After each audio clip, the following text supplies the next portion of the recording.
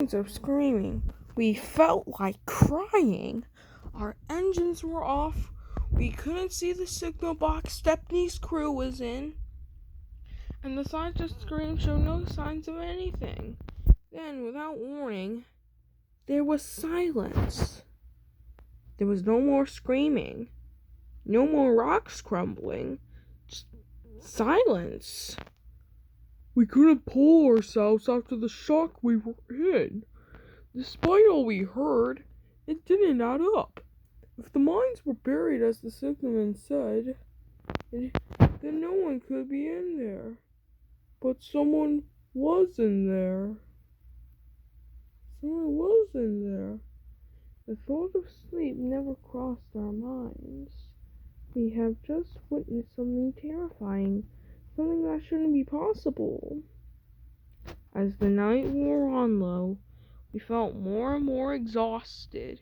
Once again, we closed our eyes and drifted into slumber. One story later. You guys must have been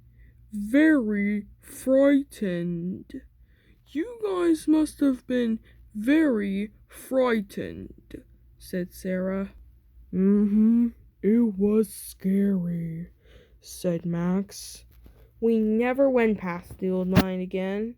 We never had the chance. As a year later, we were withdrawn from service and took into a scrapyard. We weren't there for long, though, as we were restored and purchased by Kate and Lindsay. Aside from a few visits to other places, we have remained ever since. We did eventually learn that the route we had taken on that night was ripped up due to the lack of any important traffic. But we never learned what became of the signalman. Naturally, he lost his job there. But what about afterwards? Did he get a new job? Perhaps he was assigned to another box. We never knew, and he never would.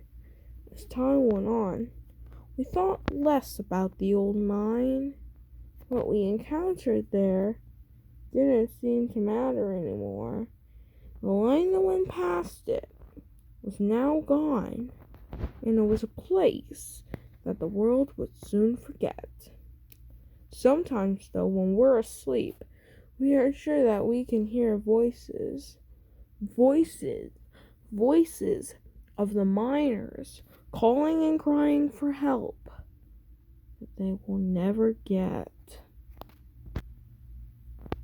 There was a long silence. You guys must have been very frightened.